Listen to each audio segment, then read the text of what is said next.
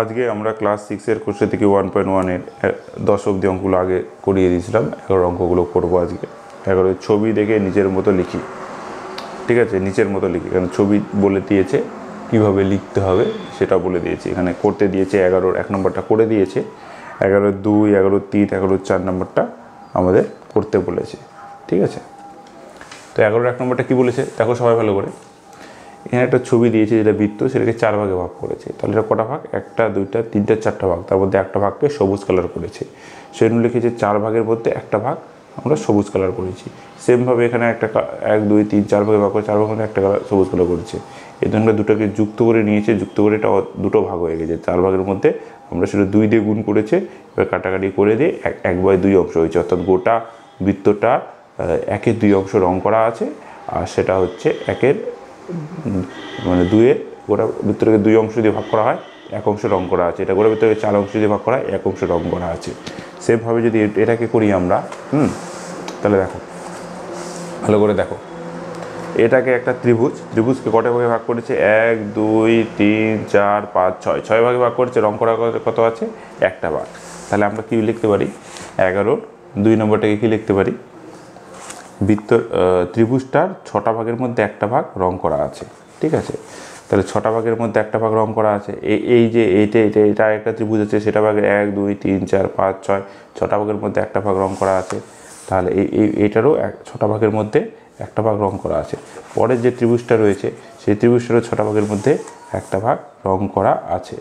এখন দেখো এই যে টোটাল যে ত্রিভুজটা উৎপন্ন হয়েছে, এটাও 6টা ভাগ 1 2 3 4 5 6 এগুলো সব যুক্ত করে নিয়ে এটা বানিয়েছে। তো এখানে কটা ভাগ রং করা আছে? 3টে ভাগ রং করা আছে। তাহলে এটা কত? এরকম করে 3টে ত্রিভুজ মিলে, অর্থাৎ 3 দিয়ে গুণ করতে হবে। তাহলে আমরা এখানে 3 দিয়ে গুণ করলে 1/6-কে কত হবে? 1/2 অংশ। এটাই হলো উত্তর, ঠিক আছে? এটা হলো অ্যান্সার। 11-র 2 নম্বরটা এটা অ্যান্সার, ঠিক আছে? এবার 11-র 3 নম্বর ছবিটা দেখি। 11-র 3 নম্বর ছবিটা দেখো, এটা কটা ভাগে ভাগ করেছে? 1 2 3 4 5 6 7 8 9 10 11 12 ভাগের মধ্যে 2 ভাগ রং করা আছে। তাহলে এটার মধ্যে প্রথম যে ছবিটা হবে সেটা হচ্ছে 3 নম্বরটা। তো 12 ভাগের মধ্যে 2 ভাগ রং করা আছে। পরের যে ছবিটা আছে ওটাও 12 ভাগের মধ্যে 2 ভাগ রং করা আছে। দেখে নাও ভালো করে তোমরা, 12 ভাগের মধ্যে 2 ভাগ রং করা আছে। আর তারপরে ছবিটাও 12 ভাগের মধ্যে 2 ভাগ রং করা আছে। তারপরে ছবিটার মধ্যে 12 ভাগের মধ্যে 2 ভাগ রং করা আছে। এবার যে লাস্ট যে ছবিটা তৈরি করেছে সেটা হচ্ছে 12টা ভাগের মধ্যে 6টা ভাগ রং করা আছে, অর্থাৎ এই 3টা ভাগ যোগ করে করেছে। তাহলে অর্থাৎ এটাকে 3 দিয়ে যদি গুণ করি 2/12-কে, সেটাই উত্তর।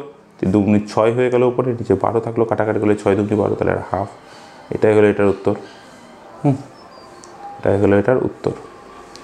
এবার কত? 4 নম্বরটা।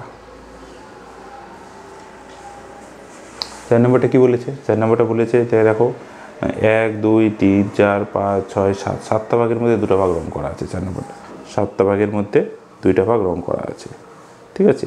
পরের ছবিটাতেও 7টা ভাগের মধ্যে 2টা ভাগ রং করা আছে, ঠিক আছে? তারপরে ছবিটার মধ্যে 7টা ভাগের মধ্যে 2টা ভাগ রং করা আছে। 3টা ছবি একত্রিত হয়ে দেখো এখানে 7টা ভাগের মধ্যে 6টা ভাগে রং করা আছে। তাহলে আমরা ডাইরেক্ট লিখতে পারি, অর্থাৎ 3 দিয়ে এটাকে গুণ করতে হবে, ঠিক আছে? তাহলে এটা উত্তর কত হলো? 6। 7টা ভাগের মধ্যে 6টা ভাগ রং করা আছে, আমরা উত্তরের সঙ্গে মিলিয়ে নিলাম, ঠিক আছে? তাহলে এত অবধি হলো। এরপরে পরের চ্যাপ্টার।